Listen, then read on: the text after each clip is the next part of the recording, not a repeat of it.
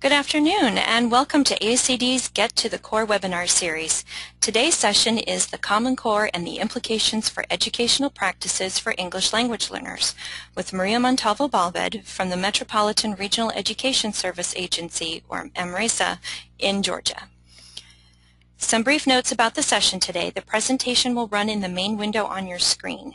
Use the questions box on the right side to ask questions during the presentation. Answers will be displayed in this same window. We will also be very shortly sending out the webinar handout links, and you will need to copy and paste these links into your web browser in order to retrieve the handouts for today's session. We'll put them in the questions box and you can copy and paste them from there. You can also ask questions and leave comments about today's session on Twitter by using the ASCD webinar hashtag. If you are experiencing technical problems such as a loss of audio or the slides aren't advancing, please go to GoToMeeting support line at 1-800-263-6317. In many cases, the issue is related to your computer's version of Java, so be sure you have the latest software version installed. And now for a brief background on our presenter. Maria Montalvo-Balved is the Director of ELL Professional Learning Programs from MRESA in Georgia. She has over 30 years of both teaching and administrative experience in Virginia and Georgia. She was formerly the ESOL Coordinator for Fulton County Schools in Atlanta, Georgia. Ms. Montalvo-Balved completed her Doctor of Education in Leadership for Learning with a concentration in Inclusive Education at Kennesaw State University in Georgia in 2011. She presented her dissertation, quote, "Tracing the Trajectory of 4 Dominican Women Who Learned to Do School," unquote, at AERA in 2012 in Vancouver, Canada. She has a long history with English learners, both as a teacher and as a student. She currently conducts professional development in the areas of culturally relevant education for linguistically and culturally diverse populations. In 2010, she was the content expert for the ASCD video series entitled Educating English Language Learners, Connecting Language, Literacy, and Culture. And most recently, Ms. Montalvo-Balved has co-authored an online course for ASCD on the implications of the Common Core for English language learners, which will be coming out in October. Welcome, Maria, and thank you for presenting with us today. Okay, good afternoon. I'm Maria, and I'm Maria Montalvo, as I was introduced. And I want to get started with a conversation on the opportunities that we have as a result of the implementation of the Common Core for English language learners. I want to give you a little bit of background on myself. I came to this country when I was 12 years old, and I have been empowered through education and believe that teachers make a tremendous amount of difference in the ability of students like me, who are not necessarily good students or good readers or good students, period, and had many of the commonalities of the very huge amount of students that we have in this country who are Spanish speakers, who come to this country without English and sometimes with very limited schooling, or students who are born here. I happen to have been one of those students, and I believe that teachers made the difference in my ability to be able to move forward and to be successful through education. So as a result of that, I have really spent my life as a teacher, trying to do the same, and at the same time learning from the research in terms of what is it that helps some and doesn't help others in terms of the education. So today I'd like to engage us in thinking about the Common Core and the implications that it has for the practices that we put into place in the classroom. So I want to begin with some questions that will guide our discussion this afternoon. What are the strategic elements of instruction that support the language development needs of English language learners? And how do we create opportunities for the English learners in our classrooms to practice their language development while at the same time learning the language of the classroom?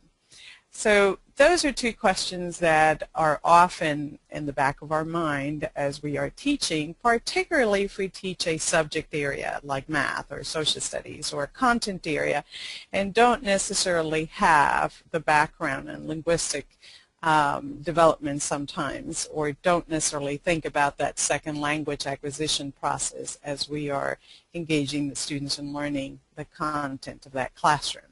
So we want to get started with understanding that the standards for English language learners are the English language proficiency standards set by TESOL, or in many states WIDA, and the Common Core state standards that we have in place today for language arts and mathematics. What we do know about the language proficiency standards of TESOL or WIDA are that they are very much embedded within a framework of the language of the content area. So English language proficiency standards really address not only the social and instructional language for the students, or that language that you need to learn to communicate basic needs and in life, but it really addresses the language of the content areas of social studies and science and mathematics and language arts. It addresses the needs of those texts, of those genres, and this is where the Common Core today really presents great opportunities for us, because, as I would say, it's our time. English language learning is, or at least the area of linguistics and applied linguistics and learning a second language, really are validated by the tenets that the Common Core has put out, which is all students need to be able to have the ability to communicate both orally and in writing. They need to be able to communicate professionally. They need to have the language of science and communicate as a scientist, and the language of mathematics.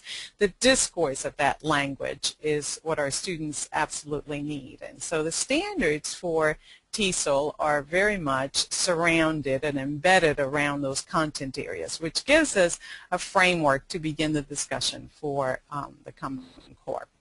So we know that the standards in second language acquisition are set within a language proficiency levels framework.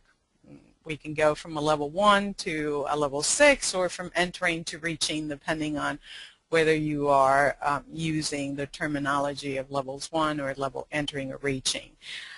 We also know that in that process of second language acquisition, there's a gradual scaffolding.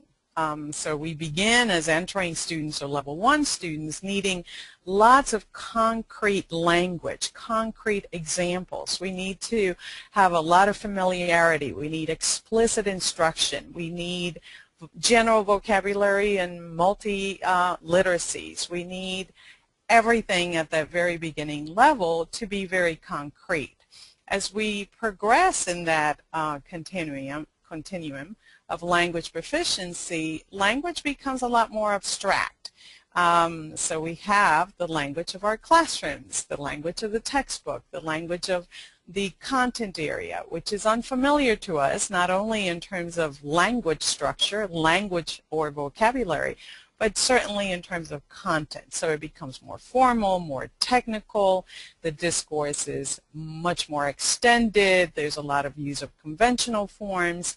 So we go from very concrete understanding of the language to having to mediate our thinking through that abstract language, and that is the big opportunity that we know we will get as English language learners in the regular classroom, because all teachers are being asked to be way more intentional about their practices of literacy in their own content area than perhaps in the past we have been. So I want to begin with talking about the implications of the Common Core and not dwell too much on this. The three literacy shifts that really focus on the work that we do with developing language at the same time that we're developing content are shift 1, building knowledge through content-rich nonfiction, content-rich being very important.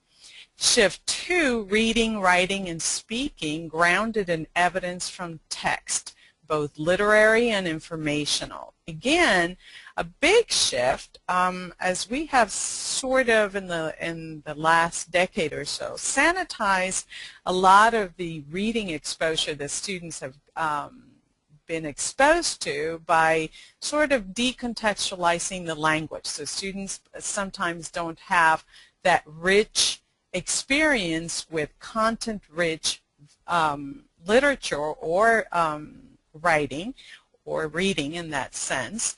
And the third shift, regular practice with complex text as its academic language. A big shift, as we will talk about, well, how can a level 1 student be engaged in complex text? So hopefully what we will do today is look at a standard and look at some ways that we can scaffold so that we can really engage all students in really comprehending and having comprehension of the language of complex text, not necessarily being able to deliver complex text at those very beginning stages, but be able to struggle with language, but language that is authentic.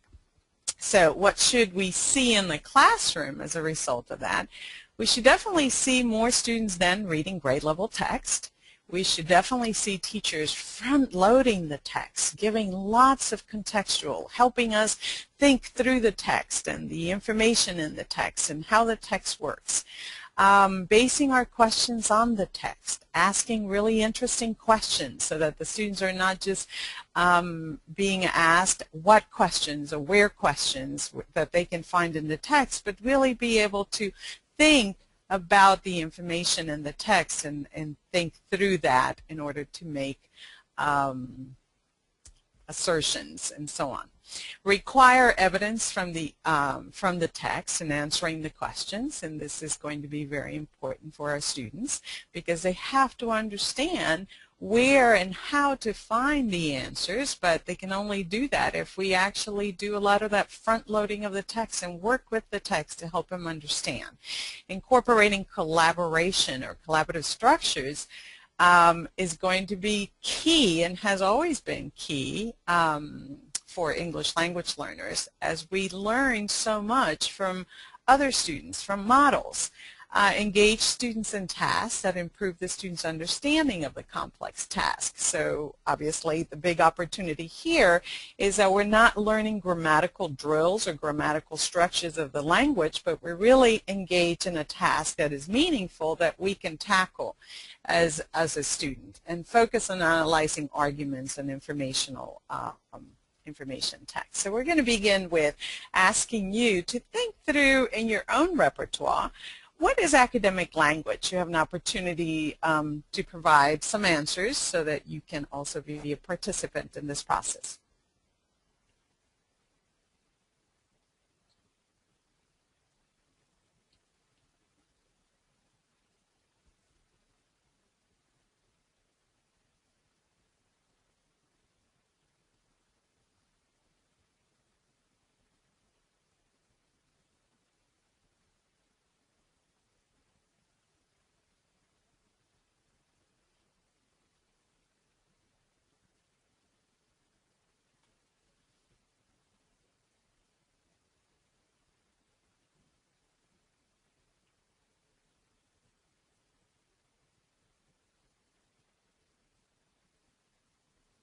Okay, so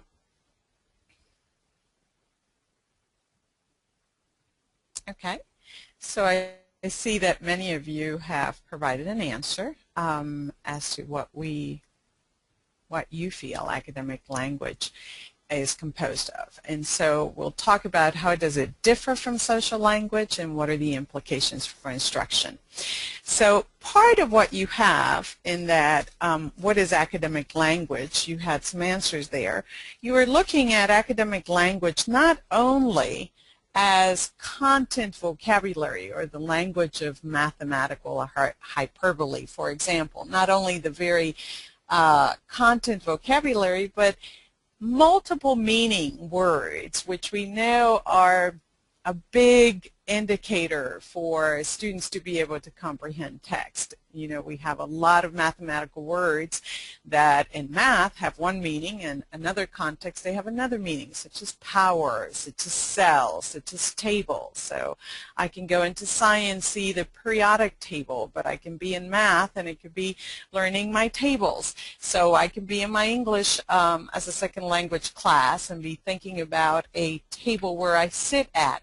So that probably is one of the areas in those multiple meaning words that we have to be very cognizant of when we're planning our instruction so that we can actually pay attention. What are the words that are going to get our students really through the comprehension stage? That complex sentence structure that unless we see it or unless we understand what the teacher is pointing to in terms of complexity, we don't really know what that means. So increasing word complexity and length, the way that text is organized. So today we're going to talk about persuasion, to talk about that type of genre or text.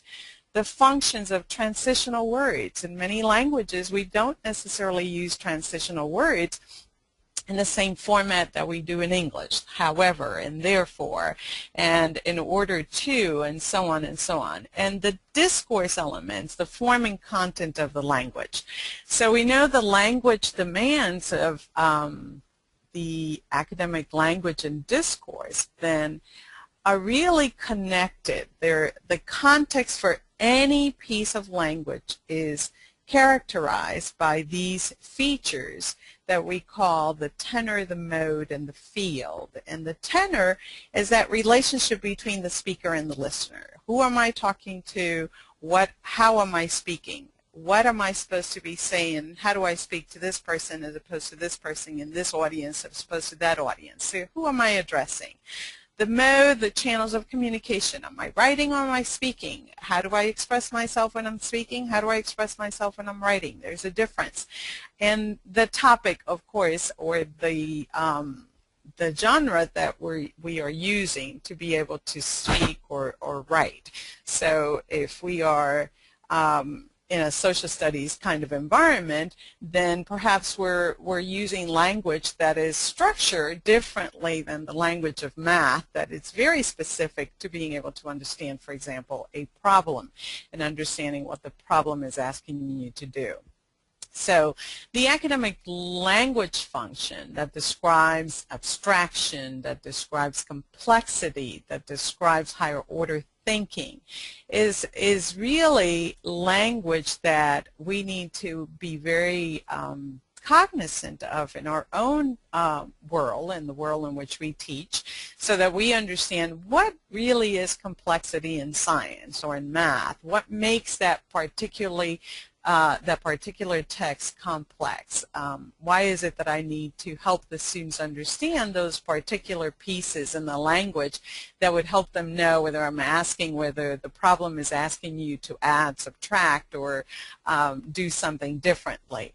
And at the same time, we have to describe higher order thinking. So we say at the end there, academic language is used in schools to describe complex thinking processes, often called higher order thinking skills. This is not something that our students can get unless they really are taught. And so I often talk to the teachers, and when I see this in a classroom being well done, I say, that was wonderful. You're sharing your secrets of how you know what to do with language. And that is something that, as a student, I learned a lot. For example, as I said to you, I was not necessarily a very well-schooled person before I came to this country, although I had gone to public school, but it was very minimal. I was a good word caller. I was not necessarily a good reader. I didn't have any comprehension skills. And it's only through teachers sharing how they think when they're looking at text, and teachers showing how do I take notes? How do I know what I'm going to underline in a page? How do I make a question about that text that I want to refer back to? And that was not necessarily something that was very clear to me until I found some teachers that were really good at being able to share how they go about, this is how I do it, try it. And so, in other words, teachers sharing the secret of their trade, of their craft. So content as a context for instruction is really important. It's important to teach language in ways that allow English language learners to see function and meaning of language, not simply the form and structure. So that's really important. So this is why all of the standards for language proficiency are embedded around the content areas of math and science and social studies. So because we know that content-based teaching provides a ready-made context for this, so that we're learning not in isolation, but we're learning in an authentic environment. So I want to do a little task with you and want you to think about this. So I'm going to ask you to read what's the text that's here, and then I want you to sort of think and paraphrase it. So the difficulty of your set could be increased if you do a jam followed by a peach. So if you hypothetically had a partner next to you and you could just say, okay, this is what that actually means. Let's see what you would say. So I'm going to give you some context. So here is a picture. The difficulty of your set could be increased, right? If you do a jam followed by a peach. Now you have a visual representation. Does that help you understand the text a little bit more? So now I'm going to actually give you the text that would give you some ability to comprehend the text a little bit more. The point values you can earn on your gymnastics routine can be bigger if you include, in sequence, two particular skills on the uneven parallel bars. The jam, which leaves the gymnast sitting on the higher bar, and the peach, where the gymnast moves from the high bar to the low bar. So now, you have text, you have a visual. Were you able to actually paraphrase? The difficulty of your set could be increased if you do a jam followed by a peach. If so, let's see, you have a poll question. What role did vocabulary and background knowledge play in your inability or ability to comprehend the text?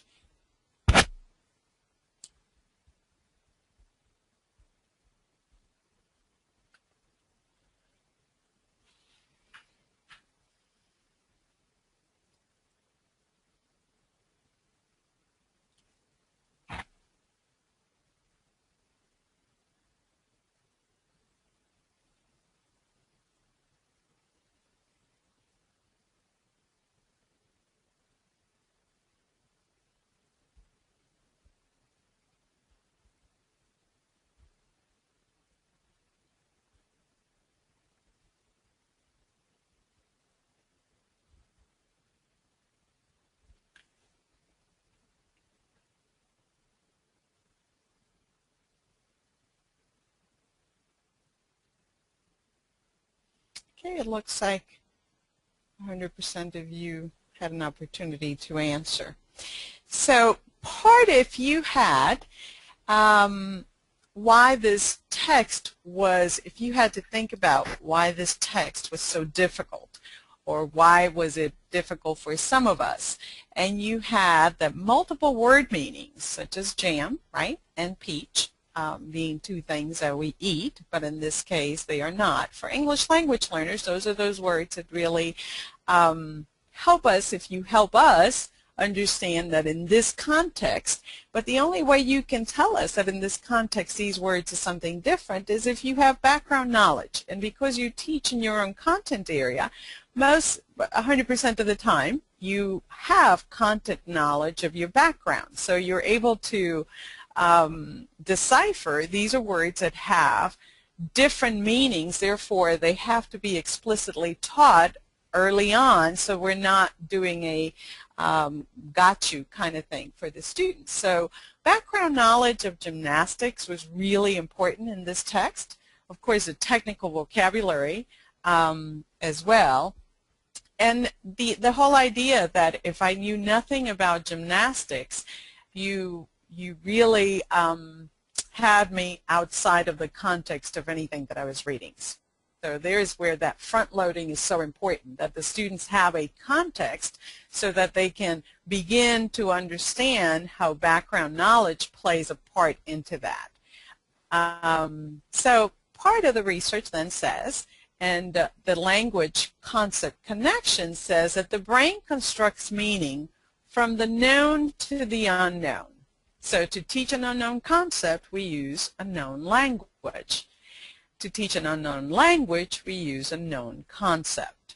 So that seems pretty easy to kind of visualize, that the brain has all these connections, and the brain has to be able to make connections between something we know to something we don't know, so that we can make those connections, especially when we're learning that a word could possibly have a totally different meaning from the one that I might have been able to look at in the dictionary in math, but it has a different meaning in another context and a different meaning in a different context. So for that reason, I say, even today, when I could be considered to be a near native speaker, I still say that those are the words that often evade my understanding if I don't have background knowledge. Even though I may know the word, I may know how to read it, I may not know anything about the background of what we're talking about. As soon as I contextualize it with a topic, with a genre, then it's easier for me to make those connections, especially if you have pictures and visualizations or a movie in that case. So we know that background knowledge, here's a theory between background knowledge, which is words are learned because of associations that we make with what's unknown to what is known. We know that schema, which is really important, the brain makes connections between ideas and sees how the parts relate to the whole, a framework into which we can place or catalog new experiences and build new understandings. So building our schema, making those connections with something that's visual, something we can remember, something we can connect to movement, to gestures, to sound, is always extremely important for us to be able to retain and be able to begin to make that part of our vocabulary every day. So retention is enhanced when new information is linked to information already existing in the brain.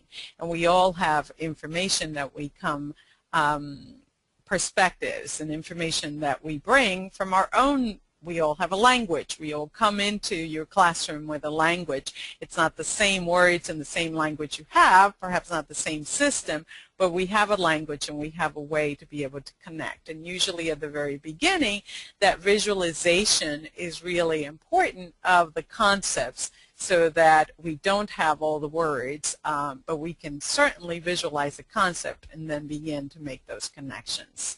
So words are labels for knowledge. As our knowledge grows, so does our vocabulary for codifying, understanding, and expressing that knowledge, most likely a reciprocal relationship. So we have some more information on background knowledge and vocabulary, which I'm pretty sure you know that vocabulary is a pivotal component of a student's background knowledge, and vocabulary instruction can be an effective means of increasing it. Absolutely within that background knowledge that we have to build for the students.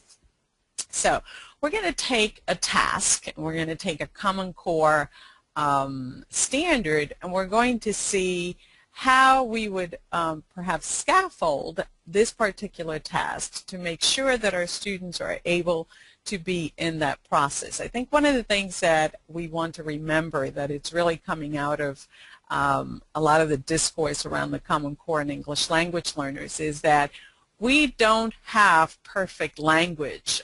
Language is going to be evolving as we are learning language. So expecting us to communicate at the very beginning levels with perfect sentences or perfect language is somewhat unrealistic. The point is to help us with the practices that you have in the classroom to gain access into that content and that vocabulary and that knowledge of that particular genre, but our language is going to evolve. As I continue to say, I have been practicing English for a long time, and my language continues to evolve on a daily basis. So here's a Common Core English Language Arts Grade 8, and here is the entire standard. I'm going to focus on B, which is just for this purpose of this exercise. So we're going to work on supporting claims with logical reasoning and relevant evidence using accurate, credible sources and demonstrating an understanding of the topic or text. So we're going to focus on this particular element of the standard only for time purposes, obviously, but you can extend this. So the Common Core standard is, so here's what I ask myself: what will students be able to do? So what is it that I want them to be able to do in the end? Not necessarily in the end of today's class, but what do I want them to do in the end? So in this case, I want the students to be able to write an essay defending their position with clear and relevant evidence using the text, which is very much part of the task for the Common Core, that our students are able to write clearly and provide evidence for their thinking. And again, this is very much embedded with within a social cultural understanding. Writing is not the same in every culture. So it's really important that students understand the writing style that you want them to be engaged in, that they see lots of exemplars, that they are able to decontextualize the exemplars with you, that they hear why we do it this way, as opposed to what my brain may be saying. As a Spanish speaker, I write, or I used to write very much in Spanish, sort of as we would say in circles, where you begin with one thought and you go to another thought and then you put in a story and then you come back and say something else.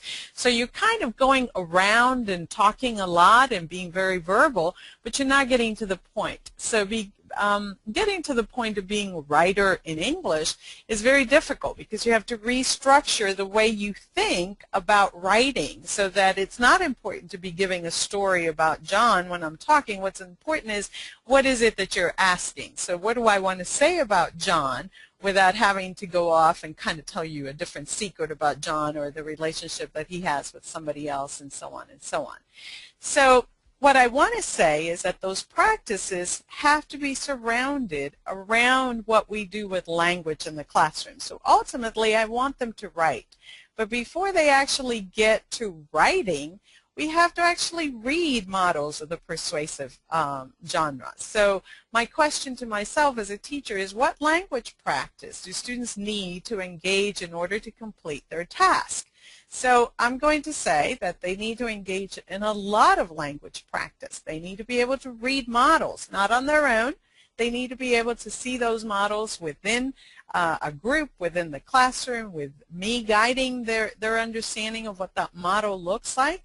And then they need to be able to pick out some of the features, list some of the features of this particular genre, which is going to be persuasive.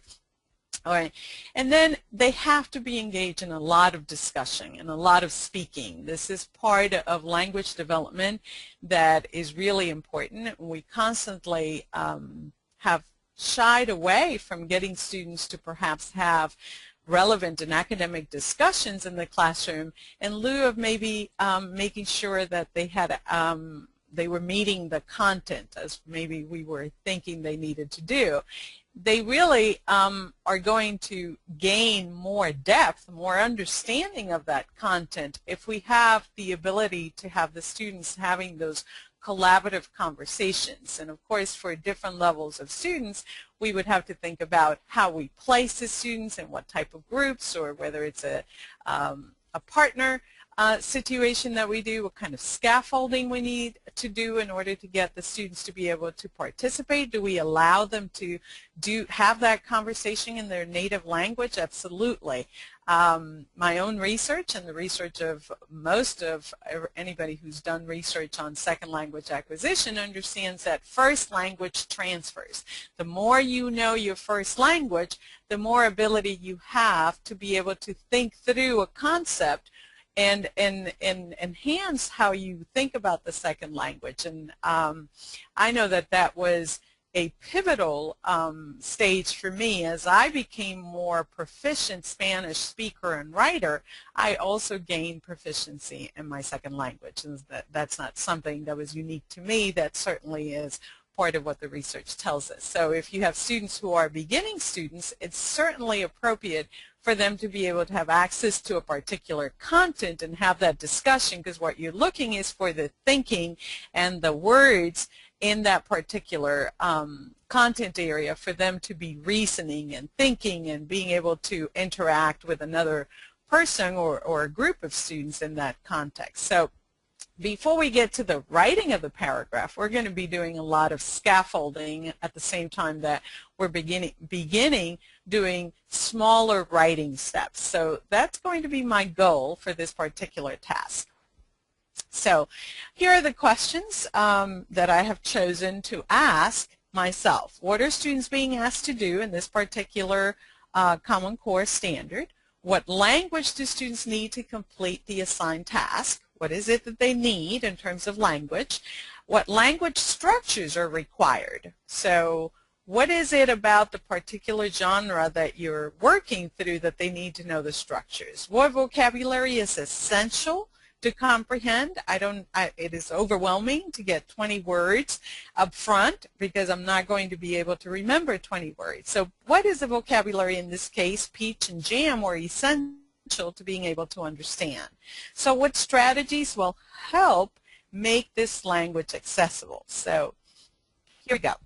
So I'm going to begin by giving a task that involves the captivity industry. So you have two websites that I've provided there for lots of text and videos and movies and pictures if you wanted to create some front loading in terms of creating a context for the captivity industry. Since we are going to be writing a persuasive essay, this is what we have here.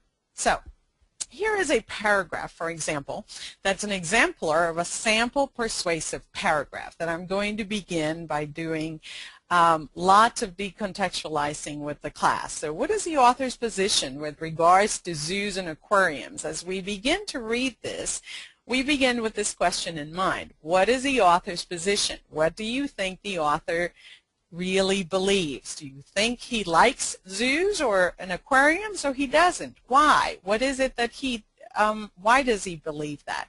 How do you know?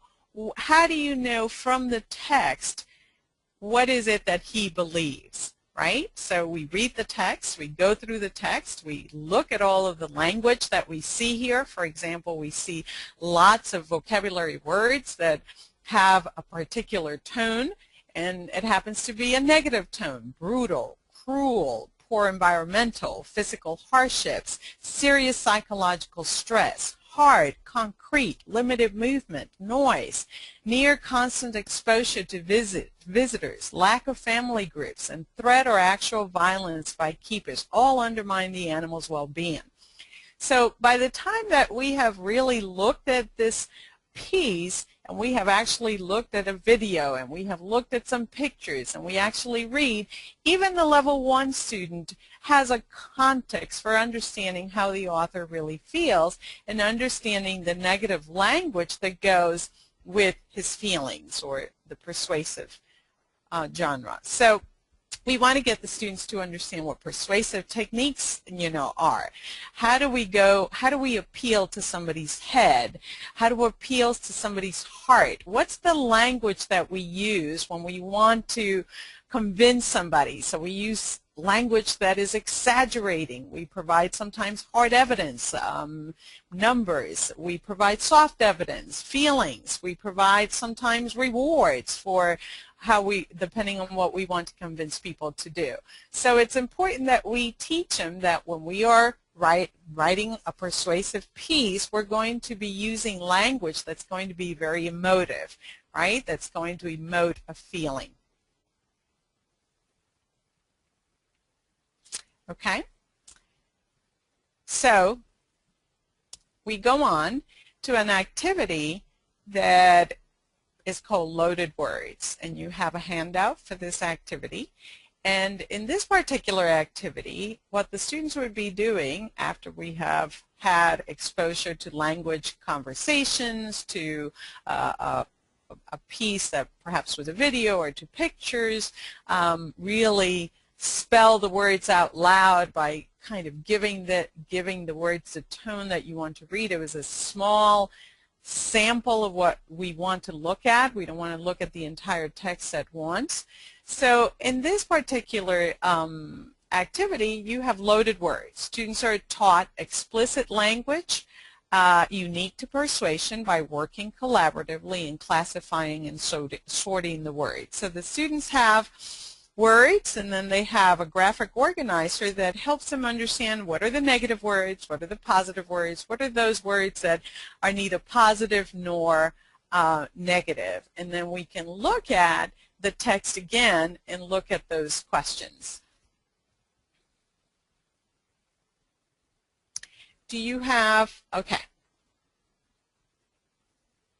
So we can also talk about how do we, for example, engage them in a discussion? What type of oral practice with the language should we be giving the students? So part of what we must be very aware in that genre is that English has very particular language structures that indicate a particular genre. So in this case, you want to have a discussion, but you want them to use the right language. So you want to find those debatable expressions, such as, in my opinion, the author thinks. So I may actually give them a sentence starter that says, in my opinion, the author thinks X, Y, and Z because. So depending on what level the students are, I may actually help them with giving them a sentence stem or a sentence starter. Or I may give them, are you for or against this argument? Or a statement such as, I strongly believe that the author is very much against captivity because I disagree entirely about his position.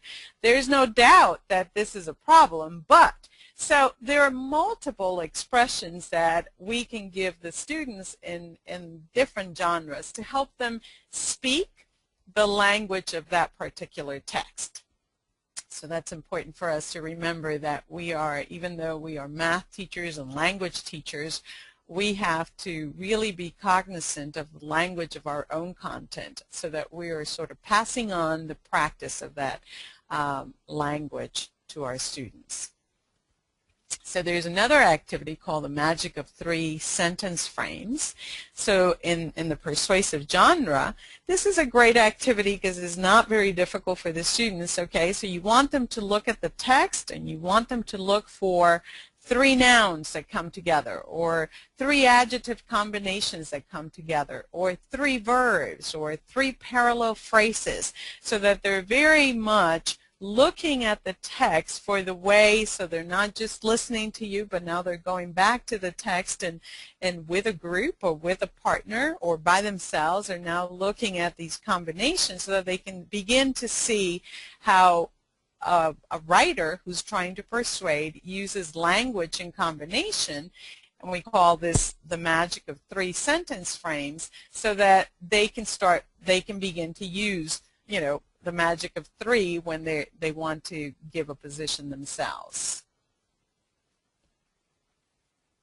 Okay, so you have an instructional rubric, and you have a handout from an article from ASCD that actually has a pretty nice instructional rubric provided for you in there with a lot of information that you can take back. So instructional rubrics are extremely important, particularly they are important for all of our students. They're important to us as teachers because they help us sort of see the end. What is it that I want the students to be able to do? What will they be able to generate in order to do this? And how do I want them to get there? So this instructional rubric for a persuasive essay that you have as a handout from Educational Leadership, it's an article from Andrade, and it also has this particular instructional rubric. So my question is, why is it important to begin with a rubric, not end with a rubric? And how would you use this rubric to guide your instruction? And how would you use this rubric to guide the student's writing? So the first thing is that the students should have the ability to talk about this, and they should have the ability to plan with you. So if you're looking at the rubric, you see that it's a gradations of quality. So a rubric it goes from 4 to 1, 4 being the best and 1 being the least. So for example, in one of the criteria that you have reasons in support of the claim or the argument. So a perfect, where you could be working at a perfect level, says I give clear and accurate reasons in support of my claim. And not so perfect at the end would be I don't give reasons in support of my claim. So in between you have different gradations of that. So once you are able to begin an assignment with a rubric that the students are very aware of where they are in the process, and I will answer questions in a few minutes. I see that some people may have some questions, so I will be able to answer that. Okay, so you can see that the rubric is not only a guide for the students, it's really a guide for your instructional delivery. What will you need to do to get the students to be able to work within the parameters of that criteria? Okay, so language proficiency levels do not determine the cognitive task, right? So what we want to make sure that we are very intentional about is that all students can work at the same cognitive function, but their output is different. Their language is not necessarily the same as a native speaker or a student who's more advanced. That's where the scaffolding for the language really comes in, and it's really important that we make the instruction very comprehensible, that we use a lot of visuals, a lot of sound, a lot of intonation, a lot of enthusiasm. One of the things that I remember the most about those teachers that I feel were instrumental in teaching me English was not only that they were difficult on me, but that they were very clear, that they enunciated words, that they were very clear about sharing their secrets about how they do something and showing and modeling how something is done before you were able to do it and say that you couldn't do it, and taking you through a process of here is how I do it, or here's how we're going to do it, and these are the different steps that we're going to take. So sort of seeing the bigger picture and then going back to the smaller steps in order to make it comprehensible. So that is really important that we remember that just because I'm a level 1 student or an entering student doesn't mean that I'm not able to think and react and even have lots of knowledge in my own language about the subject, or I may not. So it is part of our job as teachers to really understand who our students are, where they're coming from, what resources they have in terms of what capital resources they have. Do they have people who can help with homework? Have they been in very, have had schooling experiences that were very strong or very weak? And what does that say to me in terms of how much scaffolding or how much support I need to give the students? Okay, so part of what we want to end with is that the student's vocabulary comprises of 4 domains of listening, speaking, reading, and writing. And the TESOL standards and the WIDA standards definitely work within the domains of all the listening, speaking, reading, and writing. And it's really important that the students get to practice these skills in every classroom as much as possible. Some days you may only be listening and writing, another day you may be speaking and listening, another day you may be speaking and reading. However, it is very important that they have opportunities to practice within these 4 domains everything that they are learning. that's really the key to the discourse development that needs to happen in order for us to hear models, to engage with models, and so on. So here's an example of a teacher that actually is working through the writing process with her students, and she's very clear. As you can see, this particular teacher has the WIDA standards that you can see up there if you're a WIDA state. It's a third grade class. So, and they're working on an expository writing piece, and you can see how they go from very graphic organizer brainstorming to the pre-writing to the very sloppy to revising to editing to in progress to final copy and so on and so on.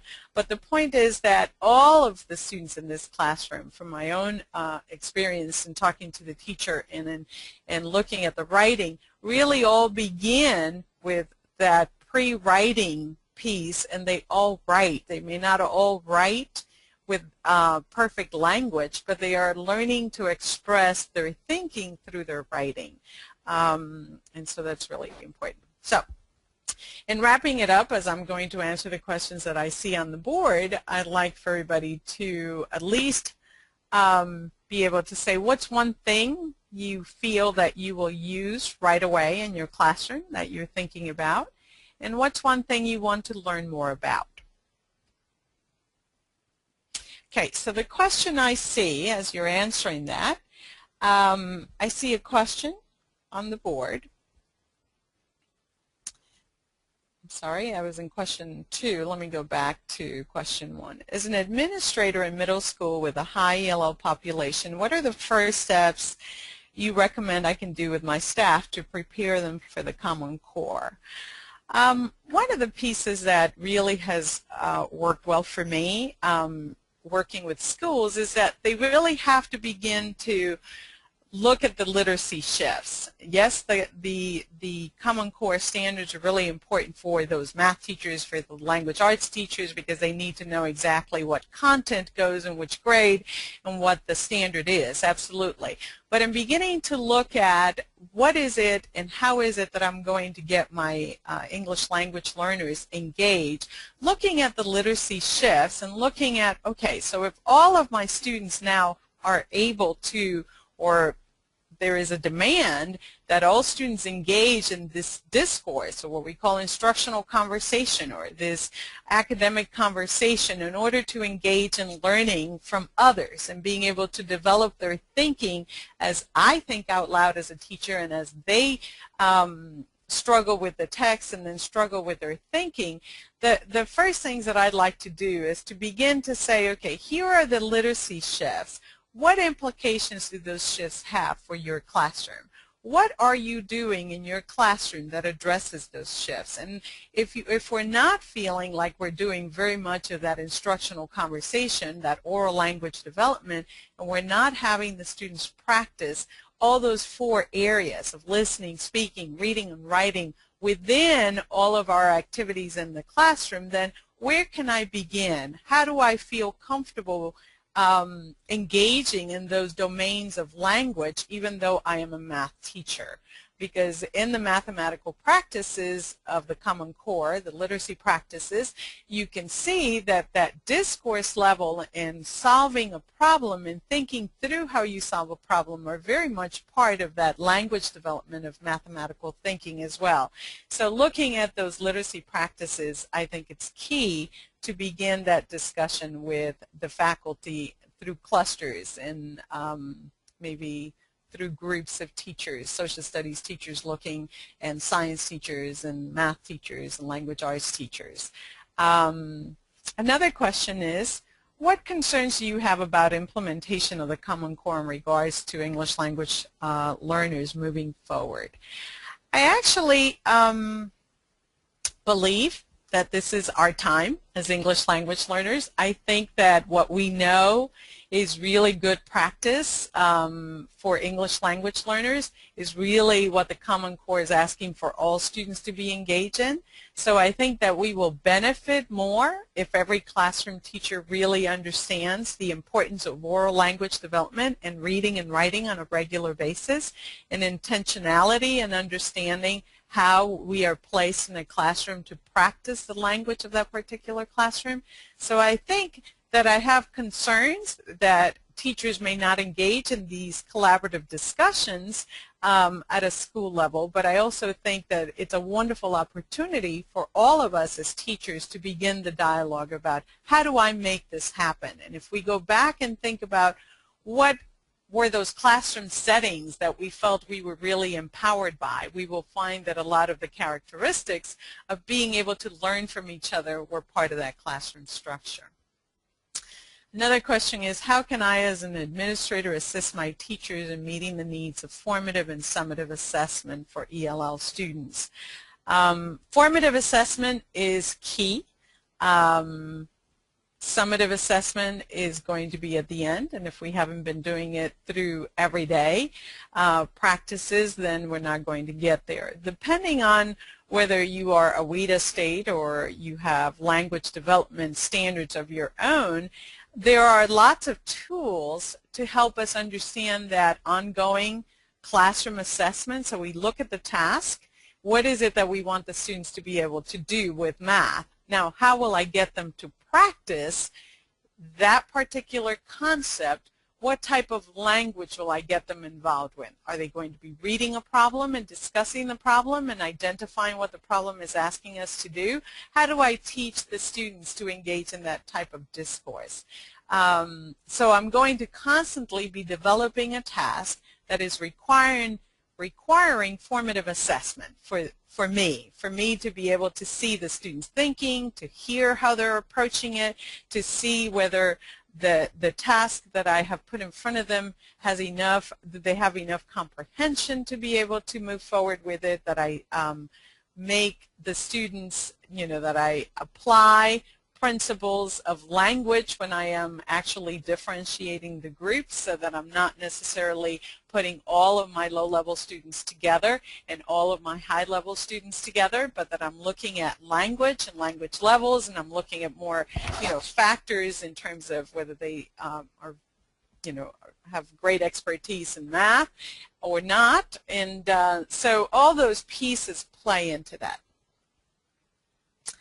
The next question is, how do you think the development of the English language development assessment for the Common Core? How do I think it's going?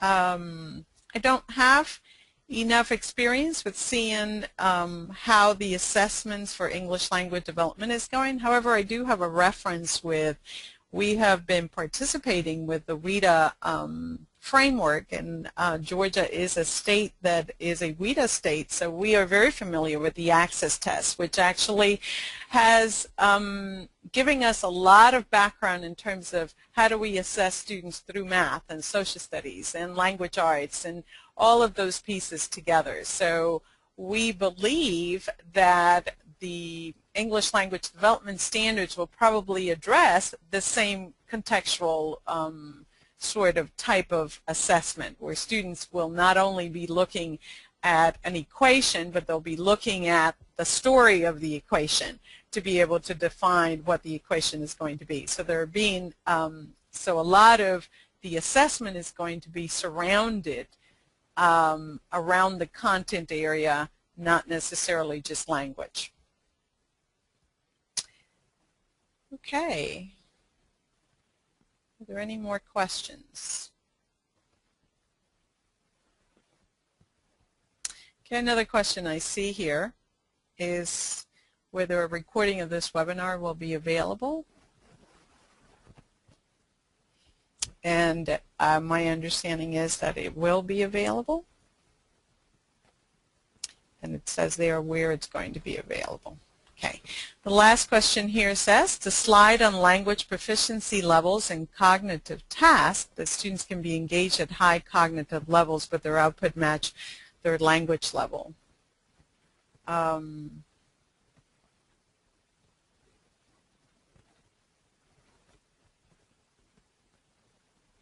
me see if I continue reading, because it's not a question, it's a statement. I am especially interested in how to assess EL students with spelling assessments as often it it ends up just being short-term memorization. Let me see if I can understand what the question was. And the question is whether to assess spelling. I think the research will back what I'm going to say, but even from my own perspective as an English language learner, spelling is not something that comes in just because you see the word once and you learn to spell it and then you have a spelling test at the end of the week. Obviously, we know that spelling comes in through time of being really engaged in reading and writing and speaking and being able to see the word in multiple modalities, because I can memorize words to spell them for a quiz and not necessarily know how to use them or how to spell them later on. So spelling is something that needs to continue to be looked at as something that is it's in a growing process for most students, most English language learners. So assessing how they're progressing is important, but assessing perfection is not that important in that language progression. Okay, so I think we've come to the end of our chat, and I have had a good time in being able to share some of these experiences with you, and hope that this gives you another piece of information to begin to think about your own schools. I believe that there's information on how to reach other resources or how to continue this dialogue at a later time if anybody is interested in that. Thank you so much for having me. Thank you, Maria, and thank you for the great information you have given us today about the Common Core. The archive of this presentation should be available online within the week. Links to the slide handouts and completion certificate from today's session will be emailed to you later today. All of AACD's webinars are archived at aacd.org/webinar-archives, or if you are interested in just the Common Core related webinars, you can watch those archives at aacd.org/Common Core webinars.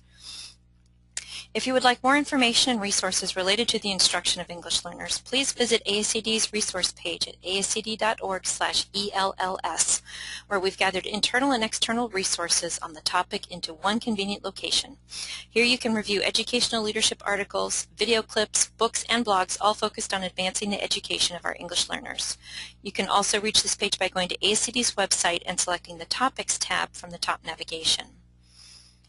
AACD has many solutions to help you with your Common Core needs, including 1- and 2-day professional institutes focusing on leadership, mathematics, and English language arts literacy at various locations around the United States starting in October. Visit aacd.org/cc12 for details. Common Core subject-specific online courses in math, English language arts, science, and history or social studies are also available from AACD. English Learners and the Common Core State Standards, co-authored by Maria, is currently in development and should be available in October. Check out aacd.org/pdonline for more information. A Common Core channel has also been added to AACD's PD in Focus online professional development tool. The channel offers instructive video clips on a variety of subjects related to Common Core state standards implementation, plus classroom footage of lessons actively incorporating the new standards into instruction. Visit pdinfocus.aacd.org for details. Our next webinar will focus on AACD's newest online resource, EduCore, Tools for Teaching the Common Core, available at educore.aacd.org. Join us on October 3rd at 3 p.m. Eastern Time as our very own Sharita Britt discusses the features of the free EduCore platform and other free online resources that feature research-based support for implementing the Common Core. Sign up at aacd.org/Common Core webinars. Thank you everyone for your participation, and thank you again to Maria for presenting with us today. This concludes today's session. Thank you.